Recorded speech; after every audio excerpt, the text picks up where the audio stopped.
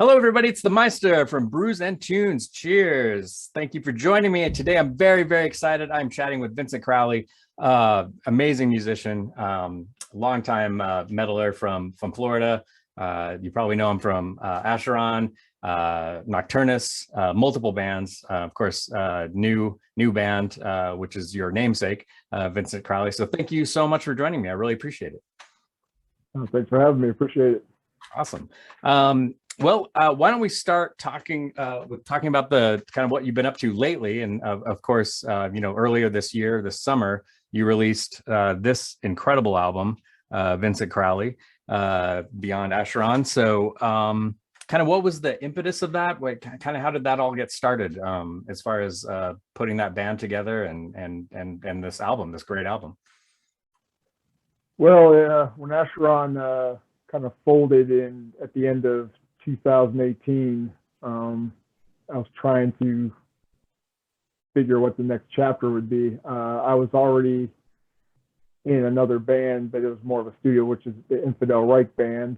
Right. And but obviously they all live in Holland and I live in the States, so that wasn't going to be any live stuff.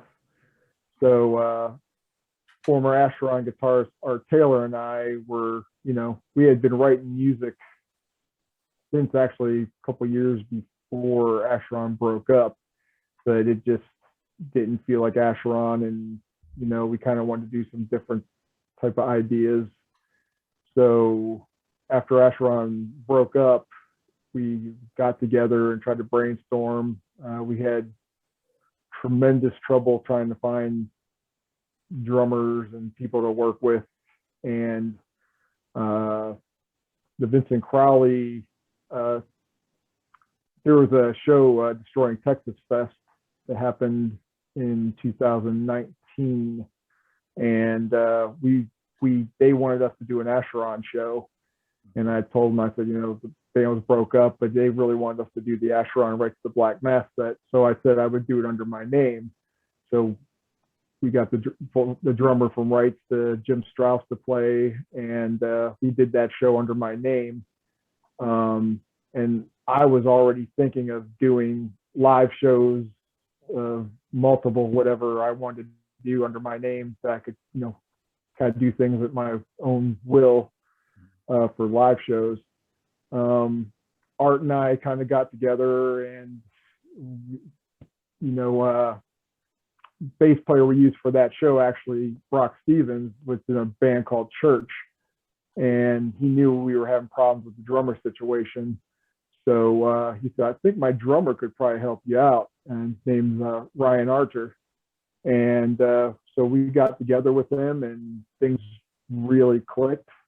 And we started working on the music together, and things progressed so much, and we liked the vibe, we didn't want to end it.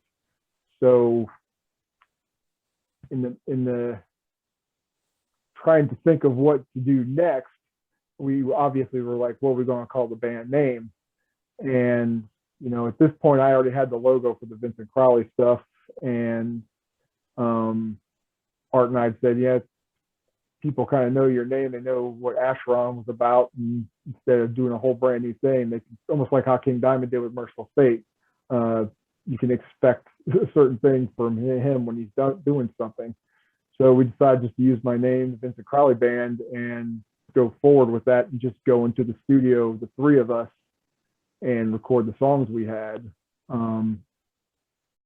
That we didn't have a bass player because I was just going to do vocals. So what we ended up doing in the studio is myself and Art split the bass duties and just did the studio work in there.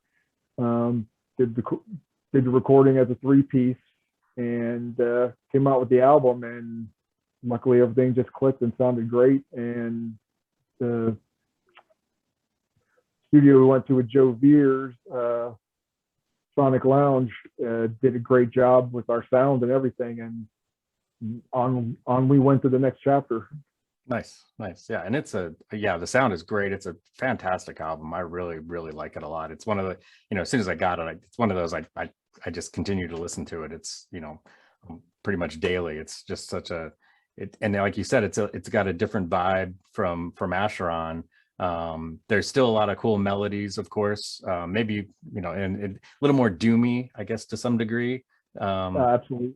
Yeah, and but you still get those really rich guitar solos of Art. Just killer. I mean, his tone is amazing. I've always said that, I always thought that Art was kind of an unsung hero. I think he should be a much bigger name in the music world. He has, I mean, some of that guitar work he does just blows my mind. Yeah, I've always really dug what he does. Since the first when he did the last Acheron album called The Tostas, the routine for an Acheron album was, basically I wrote the songs, and I told people, I told the guitar players where the leads were. It was kind of like that had been that way pretty much since the beginning. There was no kind of layering up and kind of dissecting the song as much as we're doing now. Mm-hmm. So Art did, I mean, a lot of the stuff on the last Acheron album was very spontaneous too. So now you're getting into a world where he's writing stuff to go with the, purposely, and planning it before going into the studio and doing all these things that, is an important part of, songwriting this type of style. Because obviously, like you said, this is more of a doomy album. I've had people go, it's not very much, I don't know how much of a death metal album it is. It's like, it's really not in any album. It's inspired by, death, black, especially doom, thrash. I mean, you name it. Acheron, you got kind of put in the corner, because if you went too far beyond the grounds of where you're used to, people would get pissed off, or they'd be like, that's not Acheron. Or if you did too close to it, it's the opposite. They're just rehashing what they did before. So we wanted to have a clean slate where we could basically do whatever we wanted to. And, it's a fast song, it's a fast song, but, we're trying to stay away from like typical, full-blown blast beat songs and stuff. It's more of like older influences from the past. Okay, cool. Yeah, definitely has kind of a slower, heavier. I don't know, heavier is the right word, because Acheron is always very heavy. But yeah, it's very richly textured album. And I think that's true of a lot of your stuff, and always has been, whether it's Acheron or Infidel Reich, or side projects that you've done. There's always, what I've always liked about your music is there's elements of, even though it might be a death metal band or a thrash metal band, there's always elements of other things in there as well. It's obvious that there's lots of influence from different facets of your life and music as well, which I think it definitely comes out. And I think this album, like I said, it's just really richly textured. It's such a cool album, and every time I listen to it, I find new things, new sounds, new tones. Yeah, it's wonderful. It's really, really good. Do you have any touring plans at this point with the Vincent Crowley band? We are just, basically because of the whole COVID situation, there hasn't been really an opportunity to do that. So that's why we pretty much took that whole time during COVID to write music and just kind of do studio stuff. We do plan to try to do some shows in 2020. There won't be any full-blown touring. It'll be pretty much like how Acheron was, playing the festivals and, maybe a small little run, of a weekend or something, but sure. Not full-blown tours. That makes sense. And it's cool that, you mentioned before with Art, Taylor, the guitar player, that, he obviously came from Acheron, and you guys have been working together. You mentioned you wrote a lot of this together, correct? Yes, it's like him and I were we were kind of saying, we even worked on some of the stuff with the last members that were in Acheron, and actually 2 of the songs we actually went to a guy we know's studio in in Indy, and we recorded the songs, and it basically something happened to his computer that was all the the wave files and erased most of it. And Oh no. it's kind of like, it's almost like, okay, this is an omen. Maybe we shouldn't be fucking with, because we already announced that there wasn't going to be any more albums and stuff.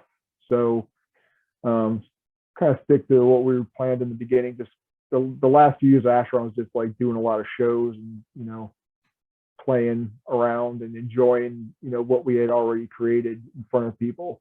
Right. And after that's when it was time to start fresh. Gotcha. Let's go back in time a little bit, maybe kind of a lot. I was curious kind of how you got started in music. Did you come from a musical family? Kind of what was the impetus there? What was the catalyst that kind of launched you into the music world? Well, my father and my grandfather both played. My father played guitar. He was in a band when he was in high school. But after that, he did the business part of the world. And my grandfather had always been he dabbled with guitar, but he played like the organ, keyboard, stuff like that. Okay. And they were all self-taught, just like how I was, pretty much. But to get me actually into, I would say, just my fascination of metal. When I really started getting into the underground, I just wanted to be more of a part of it, and just to be able to play, a Venom song or a Bathory song or a Black Sabbath song was like, back when I started, would be the biggest goal. So to get where I am now I couldn't even think of how I got to this level. Right. Nice. Very cool. So I would imagine it's as far as kind of your influences then, as far as because you started as a guitar player and then took up bass later, correct? Yes. I still, most of the songwriting I do is still on guitar. Oh, okay. I won't say rhythm guitar, because you hear the early stuff, pretty hideous. Well, you got a guy like Art. I don't say I play lead, that's for sure. So who are kind of as far as I'm curious who, like, as far as writers, both songwriters and guitar players, who were kind of your big influences? I mean, you mentioned Venom and Bathory and Black Sabbath were kind of those guitar players, kind of who influenced you the most at that time. Well, yeah, absolutely. I mean, Tony Iommi has, since junior high school, I've been obsessed with his riffs, and Black Sabbath was like the first really heavy band that I was obsessed with. And if you talk to any of my friends from back in the old days, it's like it still is. It's his riffs are so powerful and heavy, and I do think it does have a big influence on my writing too. I don't sound like Tony Iommi, but you can tell. Let's face it, metal is influenced by him, the whole genre of music. Right, exactly. Yeah. And I'd read somewhere, I think an interview you did a while back, I read somewhere that Ben Meyer from ex Nasty Savage kind of took you under his wing at one point, kind of recognized your talent, and I think you were pretty young at the time, a young adult, and yeah. That's pretty cool. That's pretty amazing. It's super nice guy. I interviewed him a while ago. Yeah, such a cool guy. Yeah, Ben actually, I moved to Tampa from Michigan when I was still in high school, and I was already like into the underground music, so I didn't really know the scene that much. So, being underage and trying to sneak into the local bars where they had some metal. Actually, I got in one weekend and I bumped into Ben, and I had heard of Nasty Savage, but I had never heard them. Okay. And we got to talking, and he's like, "Hey, because we just got done with our album, you want to check it out? It's in my car." So I was like, "Yeah, so we go out to his car, and he had the old cassette, playing it." And from there on, we had kept in touch and hung out a bit, and and he would, I took some guitar lessons off him of, learning some Nasty Savage songs because I was still in the beginning of, just learning, because I didn't actually pick up a guitar to play till I was like 16 years old. Oh, wow. So he was definitely a big influence, and took me to the first death metal concert there. He took me to the Morbid Angel Massacre show in '86. Oh, wow. And yeah, I mean, he was a big part of introducing me to the scene for sure. And, great friend. And, later on, I got to play with him in Acheron. It was a really cool thing. Yeah, that's really cool. Yeah, I remember. Yeah, he played on a couple albums, right? Yeah, well, he played on the Those Who Have Risen album, and he did like a bunch of shows with us. He played Mexico with us. He played the Milwaukee Death Fest. Cool. Other multiple shows. Very cool. Very cool. And then you met Mike Browning at some point and joined Nocturnus. That was kind of, around 86, I think, 87. Yeah, it was 87. Yeah, because I was in a band called Entity, and I had known Mike. I'd just see him at the shows and talk to him, because I was obviously a Morbid Angel fan, and I actually had the Morbid Angel live tapes they used to sell at the local record store, bootlegging and stuff, and that's why I kind of got to know the music, and I got to know Mike. He's always a really cool guy, and always at all the shows. And he came to one of our shows to introduce the show we did with Entity, and saw me play. Back then, it was more of I did the chaos leads, kind of like Kerry King or Millie from Creator, out of key and chaotic. Right. And when they were putting Nocturnus together, he got in touch with me and asked me what to try out. And I mean, realistically, he was again with Richard. He was playing with Richard Bateman, who he had played with Purgatory, that previously turned into Ice Earth. So he had a reputation, in the scene too. So I got together with them, and things kind of clicked, and we all got along. So start playing together, and I had no experience at all, except for just playing in the garage with some friends in another band. Those guys basically showed me a lot of stuff. First time I went into record, the first demo in a little studio. So I learned a lot from them. And Mike obviously had done a lot. He had done Morbid Angel, he had done Incubus. So he had a lot of knowledge about the scene and the industry and stuff like that. So everything worked out pretty cool. Yeah, nice. And yeah, that early stuff is really amazing. That work you did on there is very cool. And then you formed Acheron very shortly after that. I mean, basically the next year after Nocturnus, correct? Yeah, it was Richard. We had Gino Marino play guitar too in the band, and there's a little bit of situation in the band towards the end. Richard got offered to play with Nasty Savage, and he ended up taking it, and everybody was cool with that. But Nocturnus was Mike's baby, and where he took it was amazing. And I kind of had my own vision for something, and we kind of like, okay, you do your thing, I'll do my thing, and best of luck. And we did so, and it worked out for both of us. So the Nocturnus years were definitely, it was only a year long that happened, but it was very memorable times. Right. It sounds like it. Yeah. I mean, it sounds like you learned a lot about the industry and kind of how to put records together. Cause obviously, you formed your own band, founded your own band, became a powerful band leader in a band that lasted for 30 years, 30 plus years.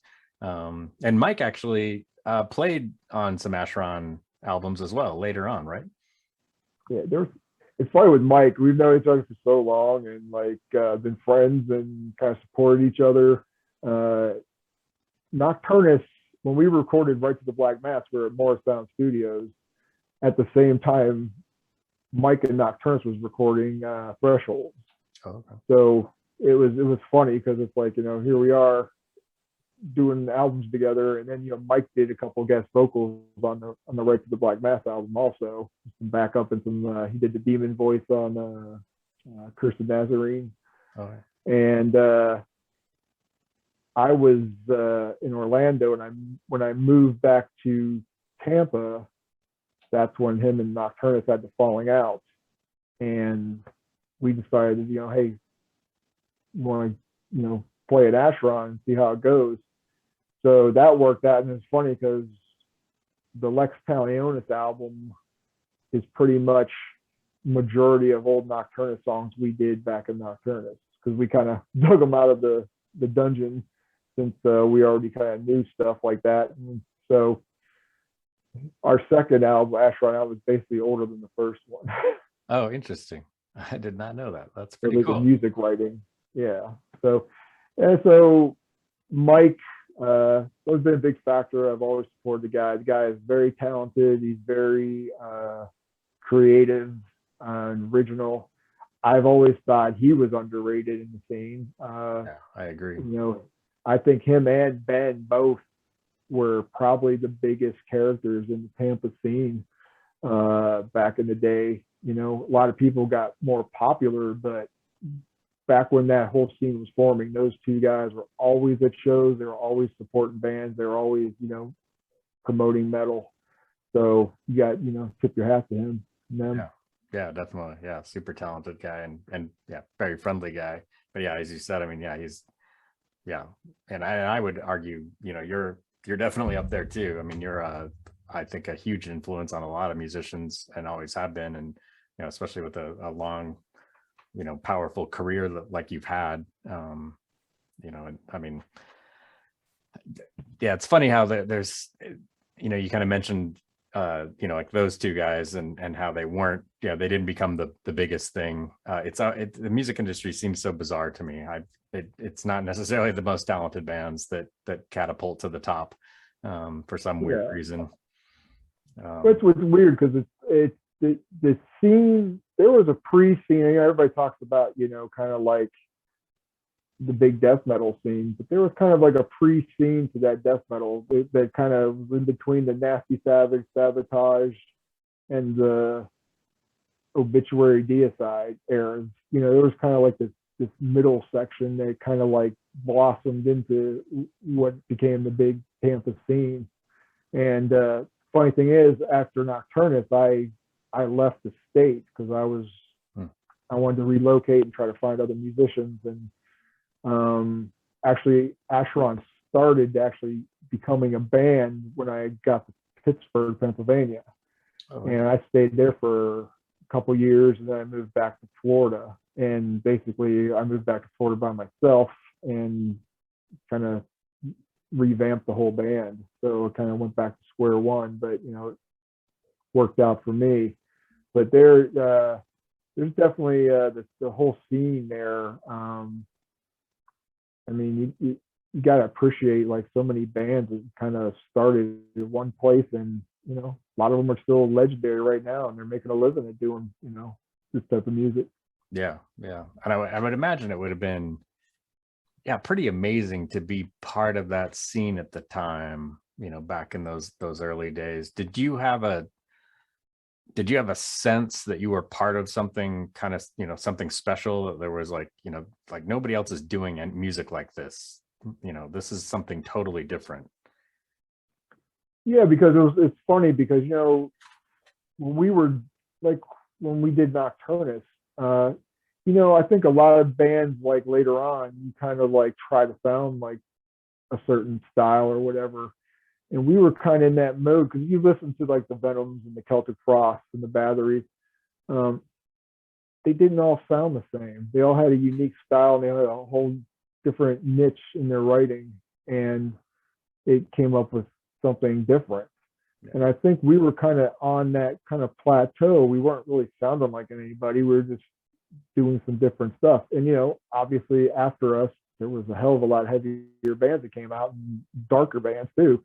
That's just the way it goes sometimes. But it was very, it wasn't like a big, because there was a time in Tampa where there was bands I can't remember names of that just came out and they all sounded the same, and the originality left, and it kind of killed the scene. Yeah.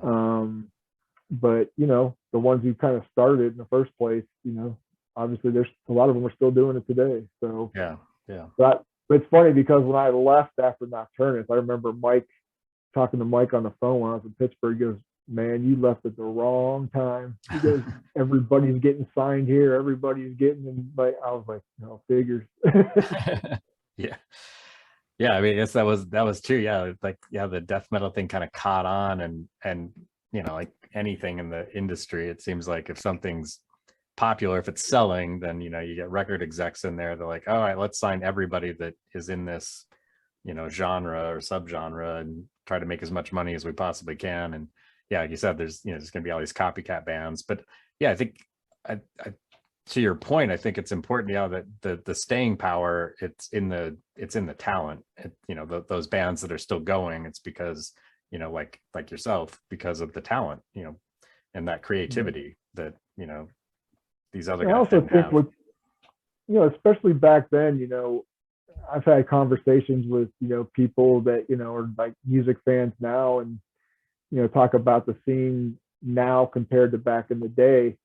And the thing was, there's always going to be someone heavier, there's always going to be someone darker, there's always going to be someone more talented, but what puts you on the map, I believe, is how much you really believe in what you're doing and how much you want to do it. If you just want to like write some songs and get some people to pat you on the back, anybody can do that. You can put yourself on the internet and put yourself a video out and make it all at home, but is that the same as someone that lived it and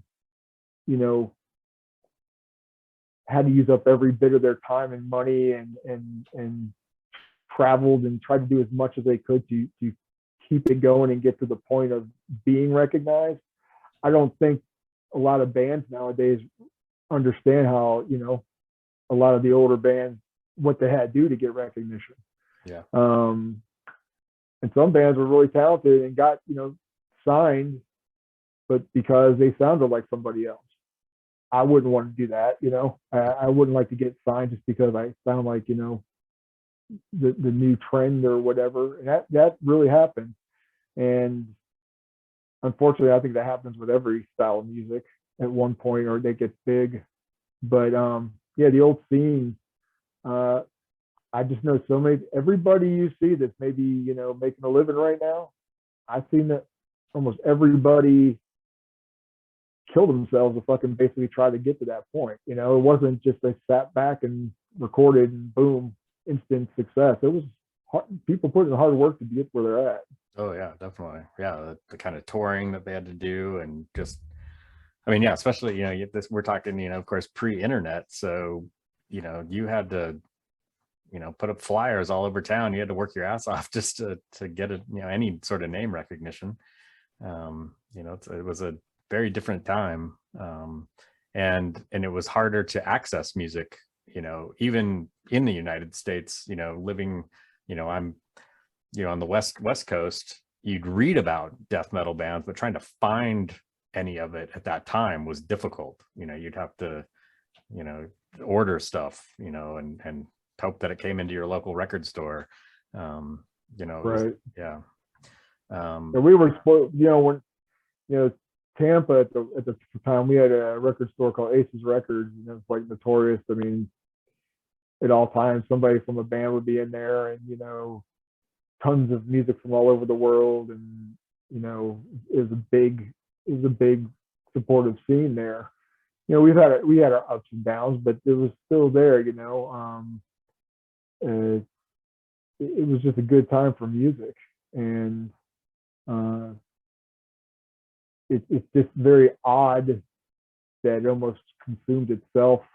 I remember when I was in Orlando and I seen there's some kids on a bus, and they just didn't look like they'd be metal fans. And a couple of the guys had Deicide shirts, and I was like, wow, I never thought I'd see that, you know. Yeah. But you know, it got very popular at one point, and I think that's kind of killed it off for a little bit until it came back again. Yeah. Well, and the cool thing is, you know, bands like yours, like Acheron and others, like if they had the, you know, really true talent, you know, that's part of that staying power was, and that was one thing that I always loved, even those early Acheron albums, that kind of raw intensity, there was always, you always had a very cool sense of melody. And, you know, with your writing, I always thought, you know, just kind of the way you construct songs, it's really interesting, and it doesn't sound like anybody else. I think, you know, and that's what's really cool about the new album too, is that it, even though there's influence, you know, from other things, that still, it has its own, you know, it's very unique sound to it. So I'm really excited to see, like, you know, like I said before, I love the new album, and I'm excited to see where, you know, Vincent Crowley continues to go, and what's next, and you know, down the road. I'm excited to see what's going to come out of this. It's like with Acheron, is always when kind of like labeling the whole death metal, black metal, all that labeling.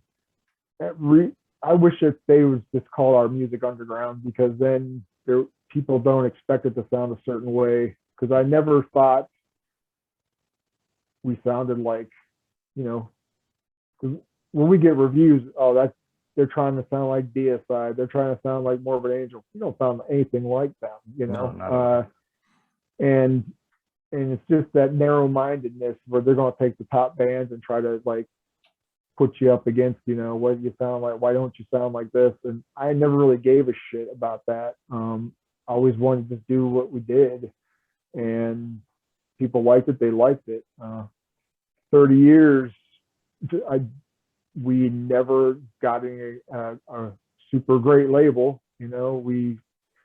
Towards the end, we got some bigger labels than we did in the past, but there was rip-offs, there was always problems with this, that, and the other thing. And it was, much of the crazy rise it was, there's a lot of pains in the ass in that whole situation too, when it came to the industry, which took a lot. Towards the end, I was like pretty much fucking just fed up with the whole industry. Right. So I needed to get away from that. And, you know, say, you know, I guess when you have a band that has kind of a name for itself, it's easy to get on a festival. It's easier to get a label. That's why I wanted to start afresh. You know, we talked, me and Art talked about this. It's like, if people don't like it, they don't like it, then we don't go anywhere, and fine, I can live with that, you know. And, you know, luckily some people dug it, and it seems to be starting to go somewhere. So we're looking forward to the next chapter of this, because since we're not playing, we pretty much have a second album already written, and we're just working on, you know, layering it up and getting into the point of recording. Oh wow, cool. Do you have a kind of a target date for that, or at this point, or is it too early in the game? It's too early. I mean, we have the songs actually written. We have I think we have 4 songs that are pretty much down, but we still have to kind of layer them up. So we still have to work out drums and stuff for the other. We had 8 or 9 songs, I can't remember. Wow. But it's just a matter of, you know, just working that out. And then the guitarist, because another thing was Odium Records released the album over in Europe, and Hellhammer Records released it over here. Now, Hellhammer has 2 bonus tracks that they put us in the studio to record, and that actually includes our new guitarist, Eric Stewart, and him and Art are like Andy LaRocque and Pete Black put together. It's just like a perfect team, and they work really well, and they write together. So we're taking our time to make sure, you know, the next album not rushed and everything's 100%. Cool. Oh, plus we got a bass player. named Tim Wilson, and he's been working out really good. So we have basically a full lineup now compared to the 3 guys who went in the studio to make it just happen. So everything's been like really falling into place really well. Excellent. That's great news. That's cool to hear. Well, let's talk a little bit about Infidel Reich. So you that was formed in 2016, I believe, right? So you were still in Acheron at the time.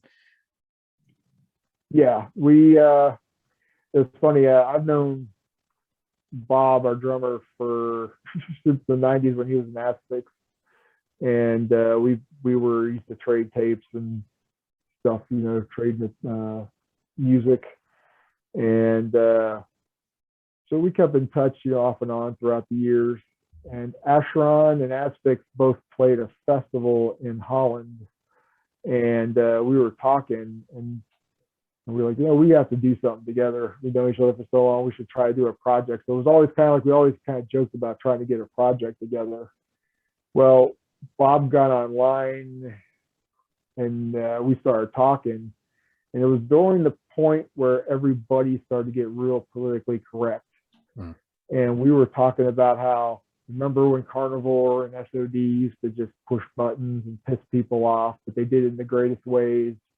And we were saying, everybody's so worried about what they say and can't joke around or can't speak their mind because they want to be held in a certain light. So eventually we said, hey, let's do this finally, and let's do something to really piss somebody, piss the media off and the scene off. So we assembled a band, and one of the biggest catchphrases before at that time was like the infidel stuff, and like, yeah, you some with Infidel, and and we thought, well, if we use Reich, it's going to piss people off because they're automatically going to assume the worst, right? And that was the whole purpose. We're not political. We're not, a bunch of Nazis or whatever. We're not a bunch of communists. We don't give a fuck, But if you like Sacred Reich, they've had the name Reich and it's okay. But nowadays they try to polish stuff. You can't be artistic or use your creativity for anything. So we wrote our first album and kind of got set on our tracks, and wow, it's every album it's just getting better and better, and people are kind of getting what we're trying to say. We're not right, we're not left, we're just here. We're just, we call ourselves the working class death metal because that's pretty much what we are. Just a bunch of guys. We all work jobs, we all do music, and we don't give a fuck about all the politics and bullshit out there. Yeah, nice. I love it. Yeah, and that's the thing too, is I think people need to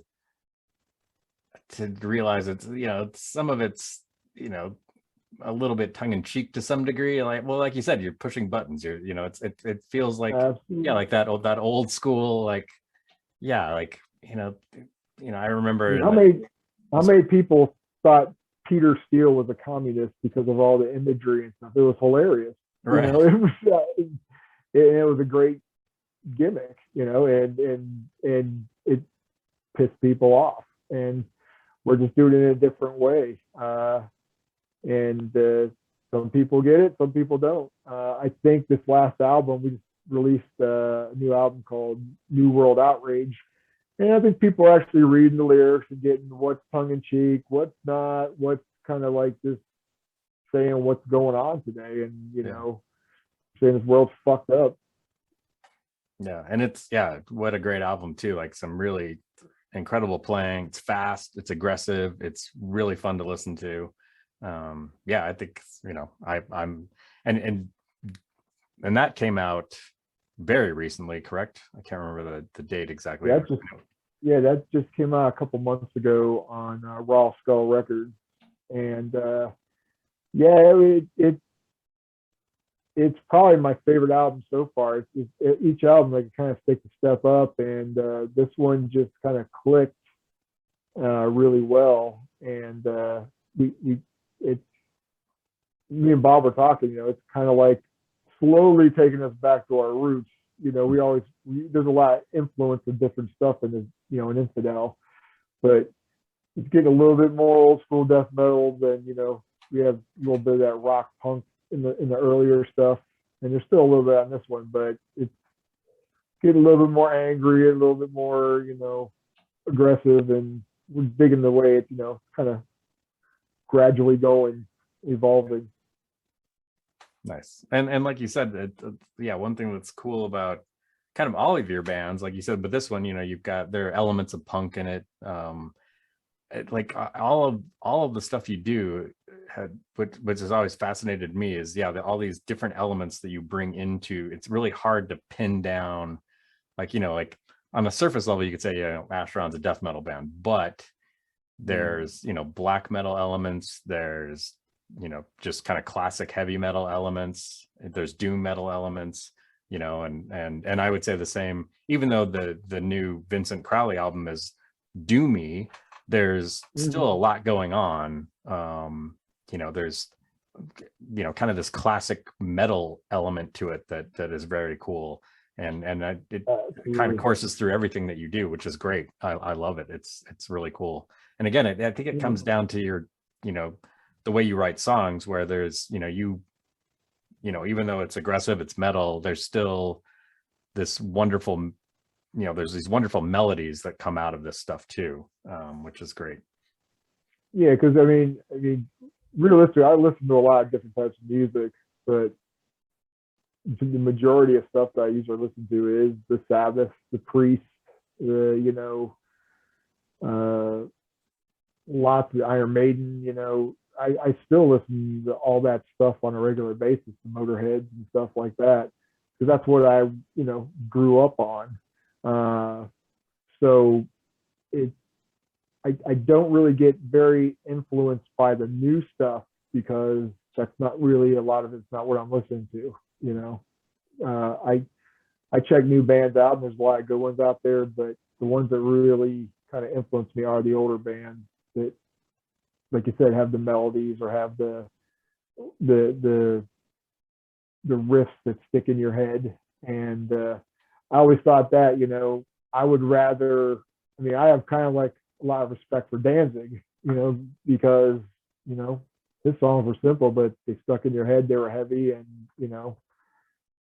people like would think I would be more influenced by, some big death metal band than, a Danzig, but I'd probably be more influenced by Danzig just because of the songwriting. Interesting. Oh, interesting. Yeah, that's cool.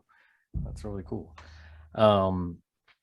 So like on a a Saturday night, a Friday night, whatever it is, what would you usually be spinning? What kind of albums would you be spinning? Like the Motorheads and the stuff like that, when you're just kind of kicking back? Yeah, I kind of like, I've been really on, this last year I've been on a like serious doom kick. People always laugh when I say I love Trouble. They're like, aren't they a Christian band? I'm like, they have the God lyrics, like Black Sabbath had God lyrics. I don't, it's not like they're Striper, and their riffs are some of the most amazing heavy fucking riffs in the world. Oh yeah. Then Candlemass, King Diamond, Merciful Fate, that's the stuff I listen to like on a continuous spin. Nowadays on the internet, you kind of like jump into the rabbit hole and find bands that are similar and stuff like that. And that's pretty kick-ass to, be able to find other newer bands that kind of are influenced by that.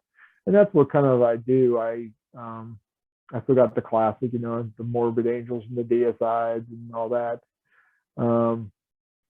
It all depends on the mood, but I've been really listening to like more doomy stuff lately, where it just have that real dark feel to it, the riffs. Nice. I know you need to leave here soon, but I was going to ask you, I was curious about, I know at one point, and I guess it was live, you toured with Incantation for about a year, correct? Way like about 20 years ago? It was like, yeah, actually it was 2002. We did it was only for one tour, it was the Summer of Blasphemy tour, and we did some shows in the States, and we did some shows in Europe. Nice. How did that come about? How did that did they approach you? Did you know? Well, I was in a band with Kyle called Wolf and Society. Oh, right. And that was me, him, Lord Airman from Dark Funeral, and Thomas and Richter from the Electric Hellfire Club. So we were kind of playing together that type of stuff. And, you know, we had talked about, you know, I was like, if you guys ever need anybody, you know, I'd be more than happy to, you know, fill in. So they just needed somebody and I filled in. It was a good time. I mean, I don't think my vocals really fit that band. I'd do it justice at all. You know, I probably fucked my voice up tremendously because it's just not my style being that guttural. Right. But it was a good time. In fact, it was funny because we did a show in the Czech Republic and Belfagor was playing. I met a couple of the guys from Belfagor and we had done something where I blew my voice out. So all I could do is like super fucking just raspy shit. And that's all I could have left in my voice.